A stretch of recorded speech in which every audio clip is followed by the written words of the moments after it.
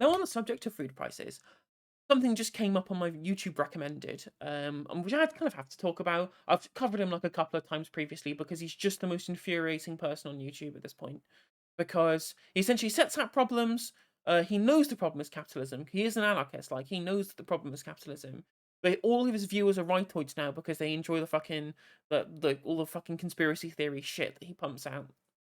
So we can't tell them that the issue is capitalism. He's gonna swear, right? This video is called "Oh, so they lied to you about food prices," and then there's a picture of Bill Gates. I'm assuming he's going to talk about either. Oh, we're going to place three bets.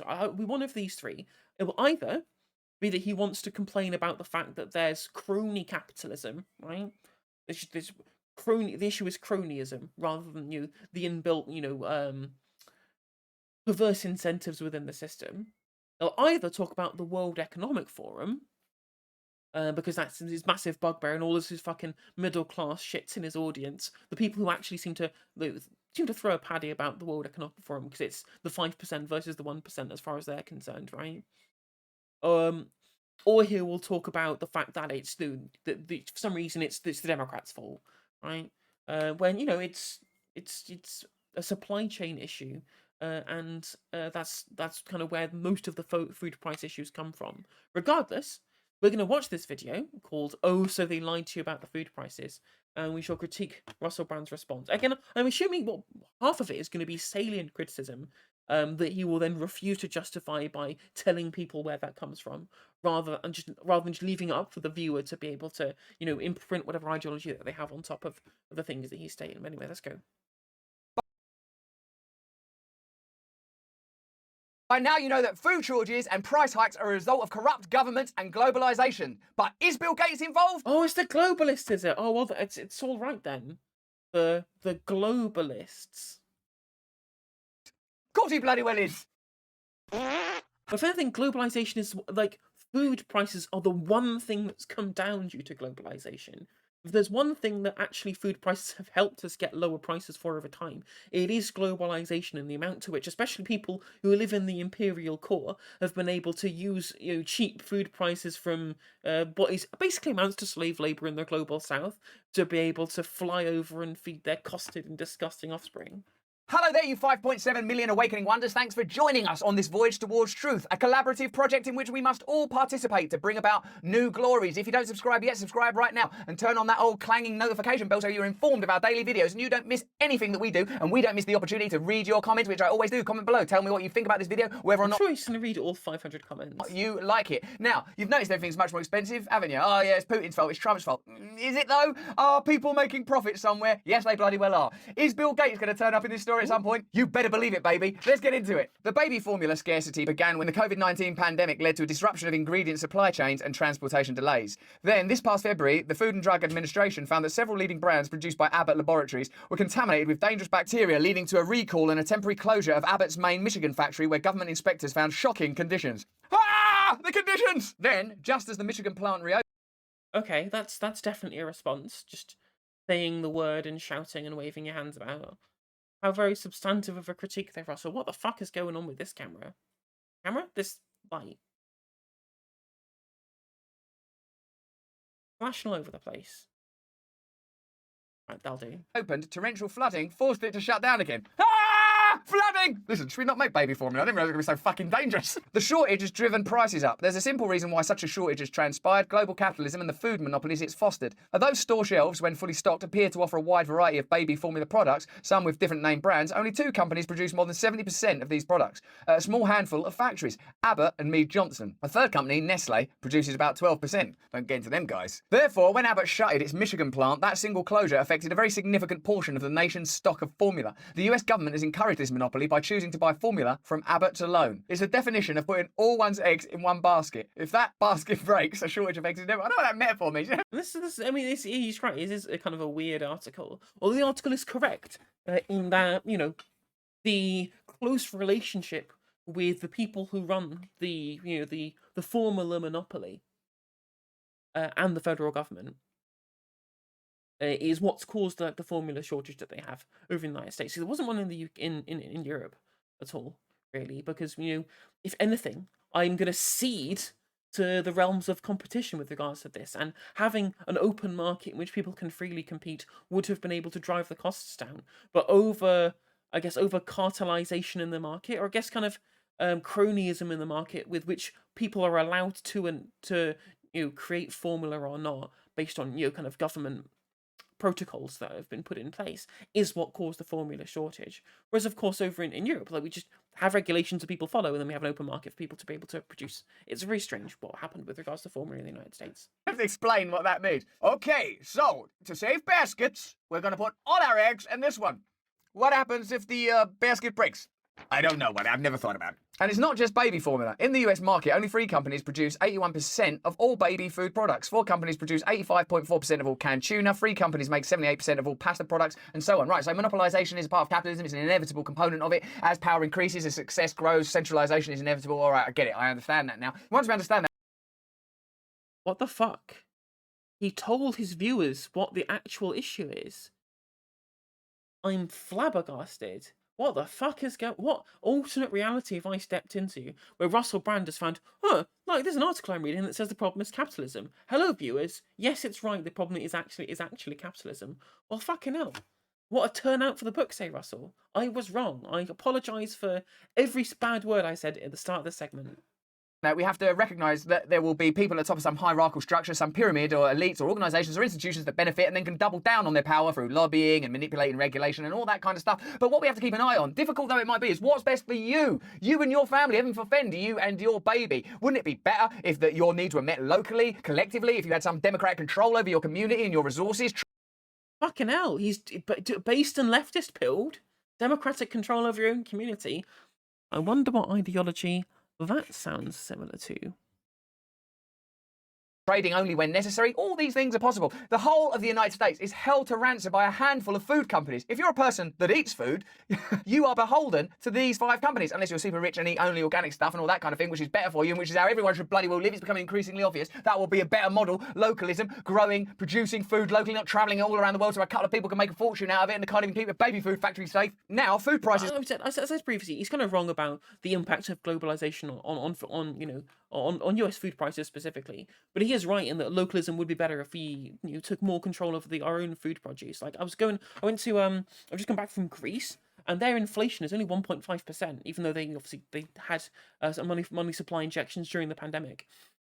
And from what I learned from the people I was speaking to, is because they have so much self-sufficiency with regards to food production, so much cheese and obviously olive oil and citrus fruits and carom plants and loads of different tomatoes. They're all produced locally and eaten locally. They don't import a lot of at least food, and they have some levels of oil reserves as well.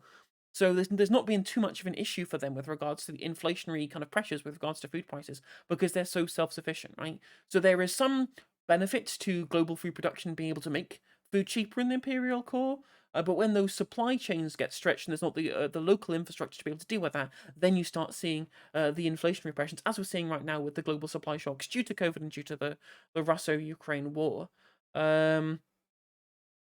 But he's right, and localism would be good. It also goes back into the previous point that I was saying, in the rents are sky high, energy prices, gas prices are incredibly high in the United States as well as in the UK right now.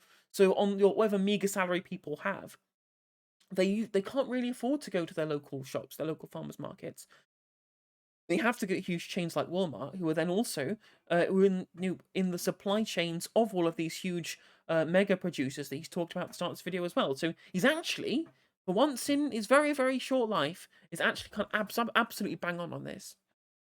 Overall are sharply rising this year as inflation hits grocery suppliers. In response, manufacturers are engaging in shrinkflation, a form of theft. I can't just make up a stupid word. Help! Help! Shrinkflation! My pen's been shrinkflated! What do you mean? It's been shrunk away into that bastard's pocket! Do you notice how the powerful master the creation of new glossaries? Lobbying! What's lobbying? Lobbying's bribing people to... I mean, just words have a functional utility. Like, I get that people will use, if you look, for example, at the concept of Newspeak in 1984, when you are trying to reduce the amount of definitions that people have, so they'll be able to limit the language to critique power. But creating new words is the opposite of that. And people wrongly attribute the term Newspeak to people creating new words when that's not really what it means. But yeah, no, it's not a new word at all. But you're right. do you want them to? And then shrinkflation. Hey, it's just a little shrinkflation. Where's my money? It got shrinkflated. Shrinking package sizes while maintaining the same price so as to dupe customers into believing they're paying the same amount. Someone said this at a meeting somewhere. I mean, true, I've been seeing that. Again, I've not seen any properly, like, peer-reviewed data, on prices staying stagnant or staying the same, but, the amount of produce that you buy in a kind of specific unit being smaller, but that I have anecdotal evidence to support that rather than anything, concrete. What if we just gave them less stuff for the same money? Well, that would be... Yeah, let's do that. Meanwhile, big food manufacturers are reaping record profits. So what? Undermining claims that they're simply passing on their higher costs to customers. They're lying! It's not undermined it, it's proved it. Decades ago, food policy analysts warned of the pitfalls of food monopolies. The problem is, like, so many of the conversations, especially around inflation right here, is people are saying, oh, well, the corporate profits are the issue here. If they just decided not to have these huge corporate profits, then we could bring the prices down. But the problem is that's just inherent to capitalism. That's not a problem with, the bad capitalists being bad when they could be entirely benevolent, and they could sacrifice their own profits to be able to pay to make commodity prices cheaper. They can't afford to, because it's their fiduciary responsibility to maximize returns to shareholders. That's why saying, oh, we can just hopefully make sure that they put the prices down, when that's not in any of their interests or in any of their anything that they can really do within the system. Whereas what the best way to do is use the actual power that we do have, which is to give them the ultimatum of the business shuts down, or pay us more so that we can afford to deal with the rising prices through collective bargaining. Because you can't just appeal to them being nice. You can't beg, you can't plead to corporations to either reduce prices or increase wages. You have to be able to threaten them with industrial action. Such as Vandana Shiva, friend of the show, author of the book Stolen Harvest, The Hijacking of the Global Food Supply, and Raj Patel, author of the book Stuffed and Starved, The Hidden Battle for the World Food System. That's another issue here. When you talk about, especially corporate taxes, you're absolutely right. A lot of that just gets passed on to the consumer anyway. It's almost like if you turned it into a workers' cooperative, where there would be no additional profit, because that would always get either put back into reinvestment or be used with which to give people a pay rise, because there'd be some kind of profit sharing initiative, right? Within some kind of workily democratic controlled organization, there wouldn't be the issue with corporate tax being passed on to consumers, because corporate tax would be extremely low. They'd just be paying kind of business rates and stuff like that, really.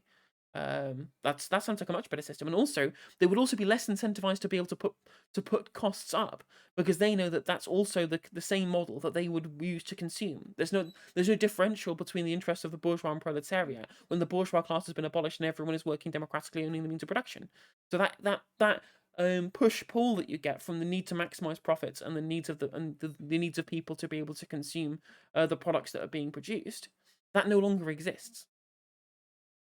Both Shiva and Patel linked the profits of the world's wealthiest food corporations to the plight of the world's poorest farmers, and pointed out that in the relentless corporate drive to lower costs and maximise profits, food supply chains were consolidating and becoming more vulnerable to disruptions. I mean, that is true. Like, especially in the way in which that we live on. Grace Blakely was talking about it, and we have these kind of hyper efficient supply chains where they try and do things on with incredibly tight margins on cash flow and tight margins on delivery times and tight margins on the timetables that they have for shipping. And obviously the coronavirus pandemic and the lack of people with the money with which to engage in the consumption in the first place is entirely disrupted all of this, and we've had businesses with huge cash flow problems, with huge supply problems. That's what's driven a lot of the inflation, because they've had to be able to make as much profit on which products they do have right now to be able to keep themselves afloat and to be able to keep the shareholders happy.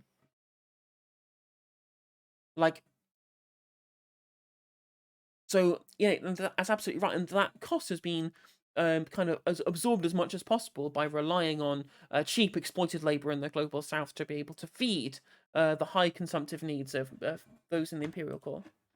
A year ago, Food and Water Watch warned the federal government of the There's a really great book called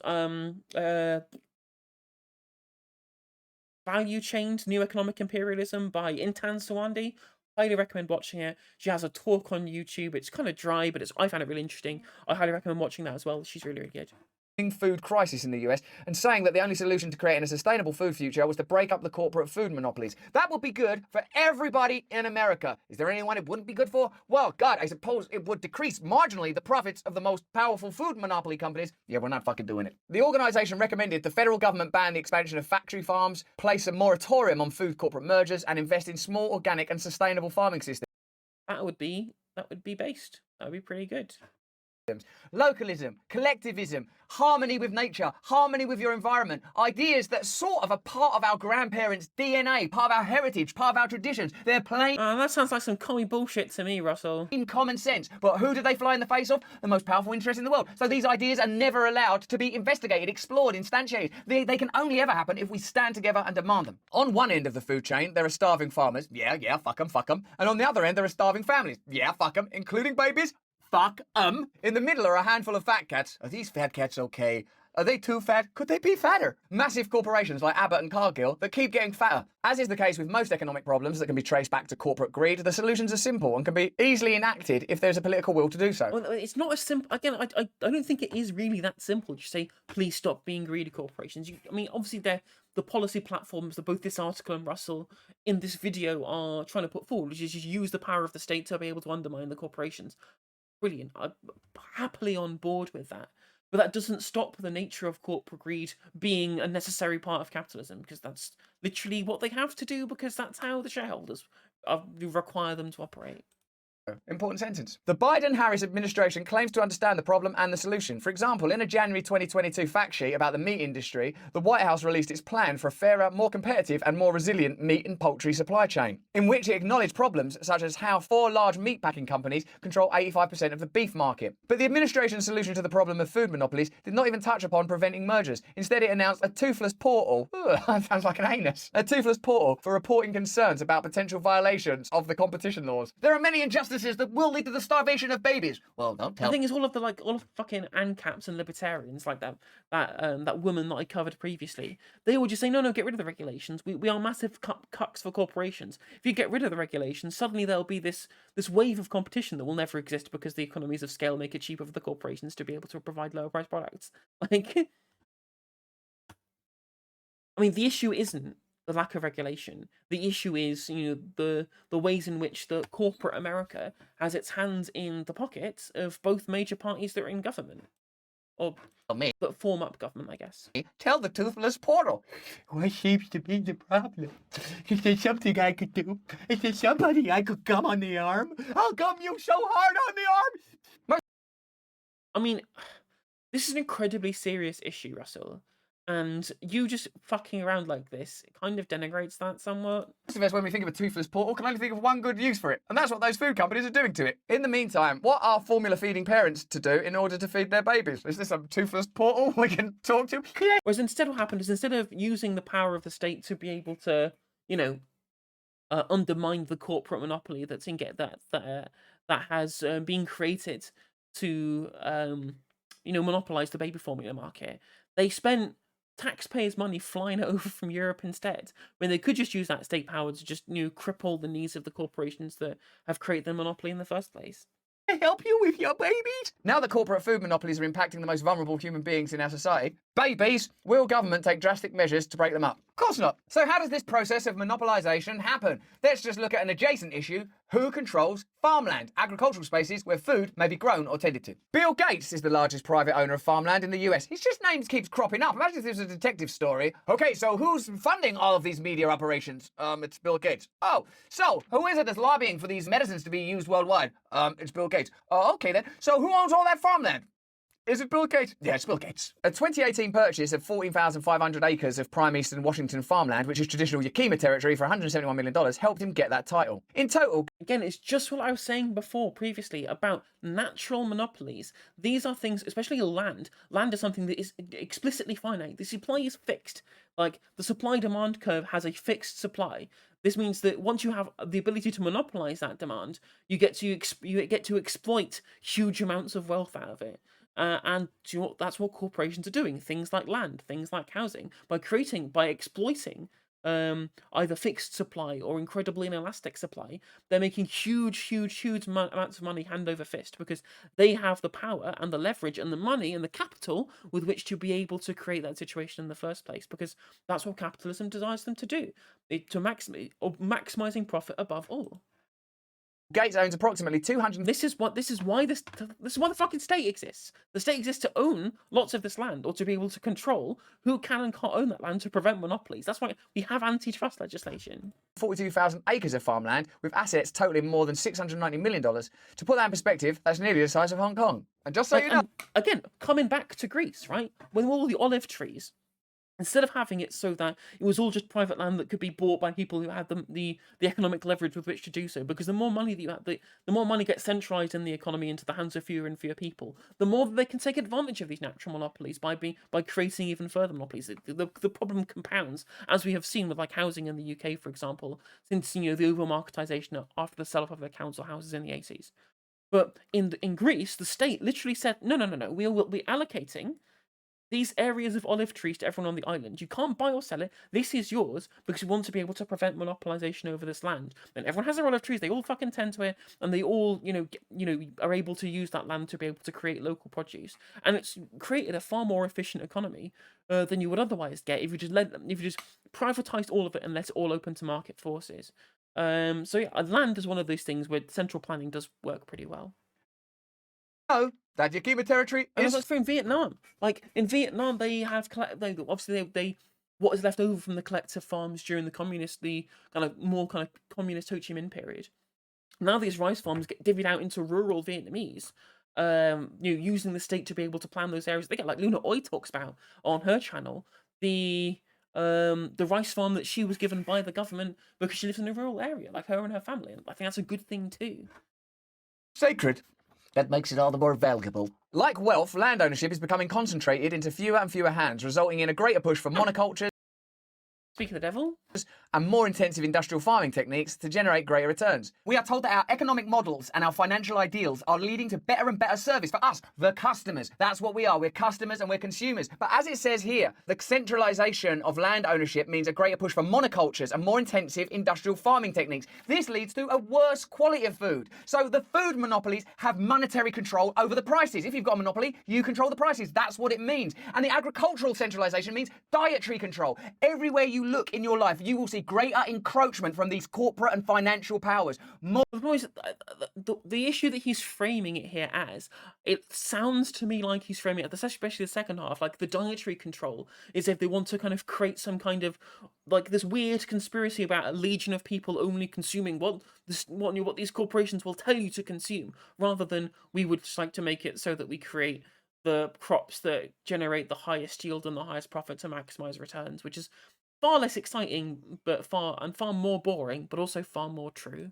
More control through big tech, more control through diet, more control through pricing, until you have no control in your own life. So you're just a tiny little pig. But it's not about creating a legion of drones. I mean that just kind of happens as kind of a side product. But the key issue at the middle of this is the generation and the proliferation of profits, rather than some kind of secret cabal who wants to turn you all into Cybermen. Big mouse with nowhere to go. Help me! Won't someone please help me? Would you like to speak to a Toothless Portal?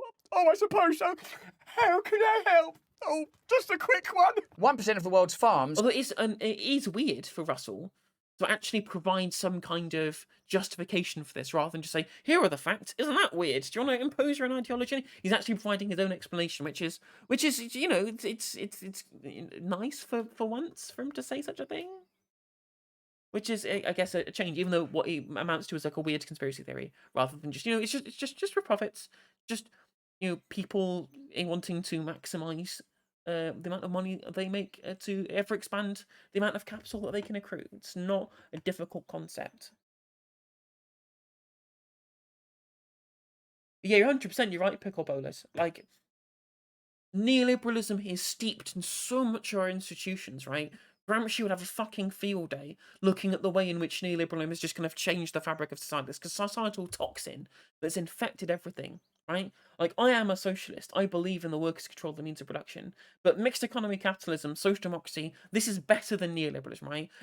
Just stop. No more neoliberalism and I am happy. I don't care whether it's social democratic or socialist or communist or anarcho-syndicalist or whatever. Just literally anything is better than what we have right now. But because of the way in which neoliberal ideology has infected every part of our lives, especially in places like media proliferation, right? The way these narratives are being created to try and perpetuate the system that we have it as at the moment to be able to make sure that profits are protected by kind of stopping in keeping the wind out of the sails rather of political movements against neoliberalism makes it really difficult for us to be able to create change moving forward. You can't have good faith diplomacy until the world has been softened. Very true. Control 70% of the world's farmlands, one report found. The biggest shift in recent years from small to big farms was in the US. The principal danger of private farmland owners like Bill Gates is not their professed support of sustainable agriculture, often found in their philanthropic work, is the monopolistic role they play in determining our food systems and land use patterns.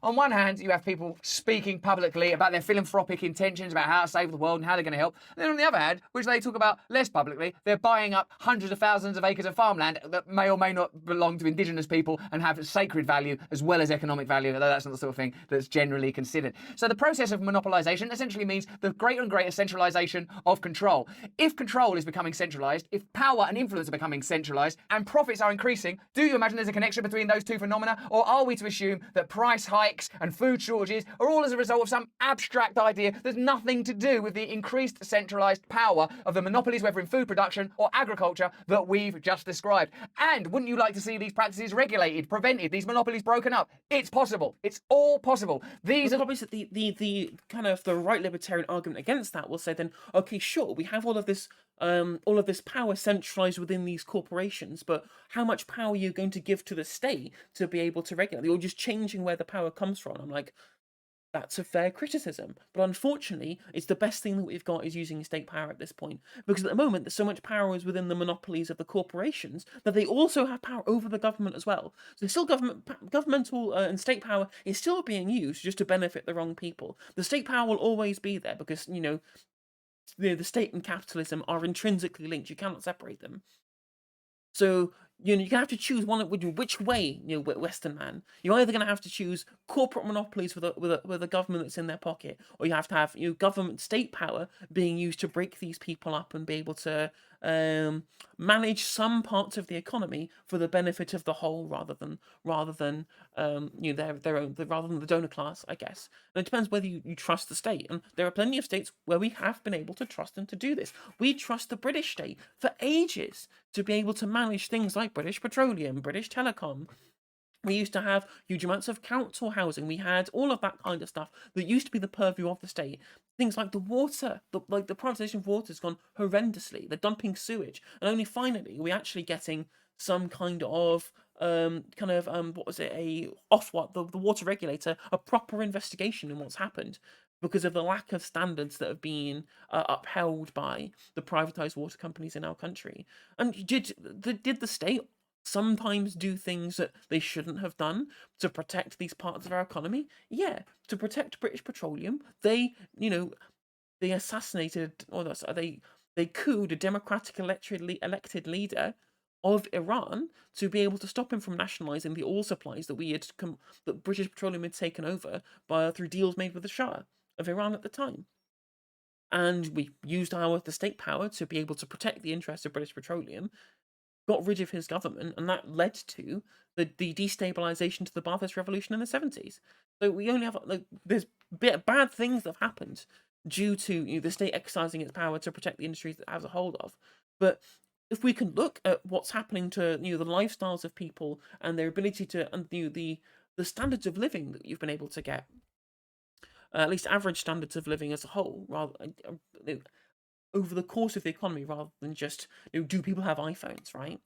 Things were better in the 70s and early 80s than they are now, because neoliberalism has just kind of seeped itself into every part of our economy. Like, sure, you can critique levels of state power all you want, and I would have some agreement with that, but it is way, way better than unchecked corporate power, which is again entirely within which the government is entirely in the pocket of, rather.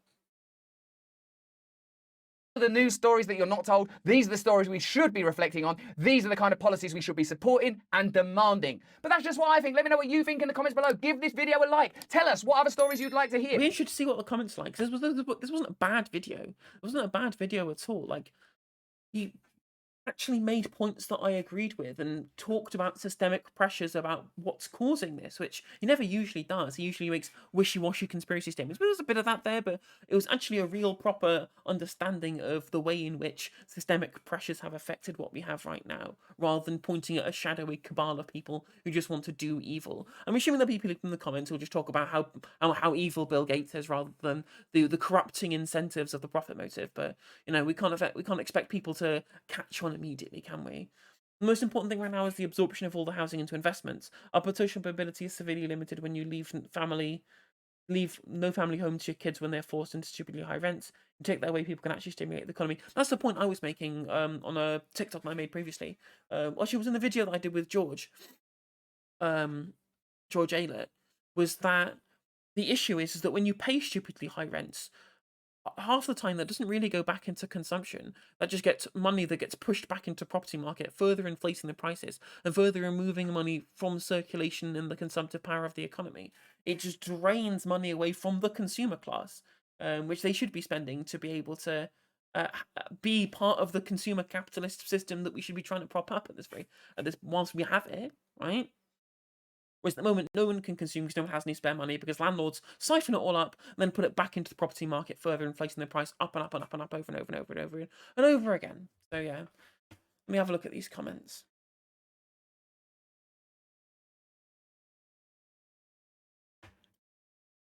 These governments are not inept, they're achieving exactly what they intend to achieve. I mean, you just talk about corporate power. Like, it's the corporations that drive it, really. I mean, I guess it's kind of like a corporate, like a public-private kind of collusion with regards to how which they rig the economy, but you got to think that it is the nature of the profit motive that has driven this to start with, rather than the idea that there's just the like if we had the right neoliberal people in power, then suddenly they change that.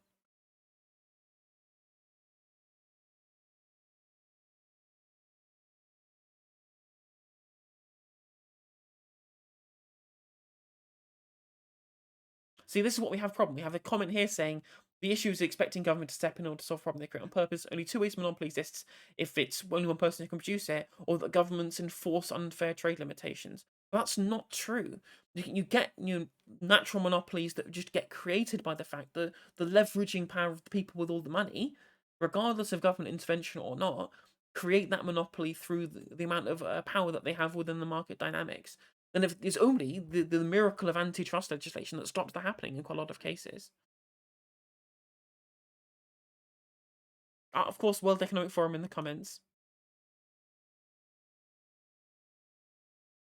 But it's a reasonable criticism in that there are some monopolies that have explicitly been created because the government have intervened on the behalf of their donors, right? And it has stymied competition through restrictive regulation to prevent competition, right? But that's not But the key piece of regulation is that antitrust regulation is there specifically to stop monopolization rather than to help create it.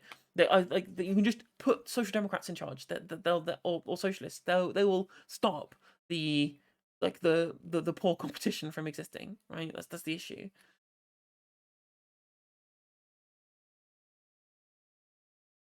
Yeah, that's the problem. They try and blaming the government for everything here when it's the corrupting nature of the profit motive plus over monopolization within the economy.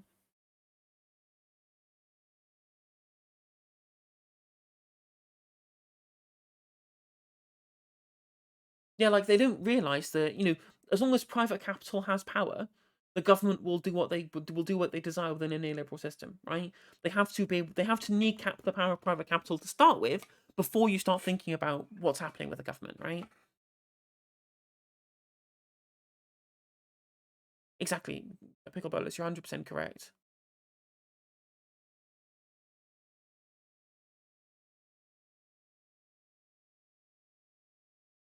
I'd like to shop at a business that says we are in the business of products and not politics. This is the dumbest comment I have ever read.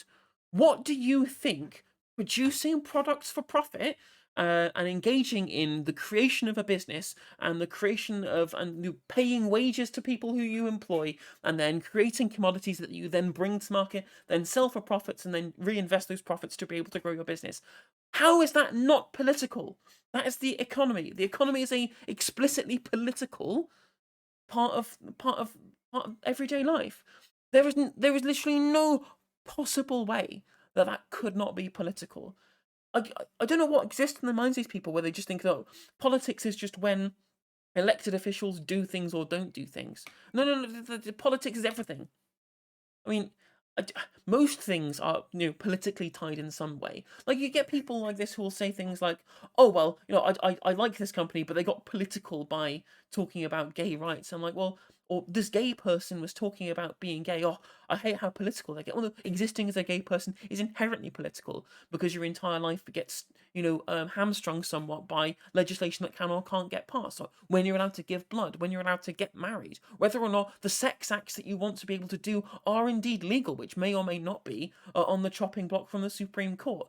They just have this incredibly fucking myopic view of what does or doesn't entail politics. And they just think, oh, well, actually, if these people just, are, going to work and making products and selling them on a market, and you engage in, the production of commodities under capitalism, that can somehow be non-political. You cannot make that non-political. How much people get paid, what happens to those profits, these are all political things. So if you think, people say, oh, I'm not political, I guarantee that you are political, right? You may not vote, but you're definitely political. So yeah, that's one thing to remember, is everything is indeed political, or at least most things. But anyway, future YouTube viewers, thank you for watching this segment. I hopefully will catch you on the next segment that I will upload. If you want to click like and subscribe, that helps in the algorithm. And if you click the bell, it will notify when I go live and when I upload segments too. And follow me on my social medias. They're on there, and they're in the down there part as well. Thank you very much, future YouTube viewers. I'll catch you on the next one.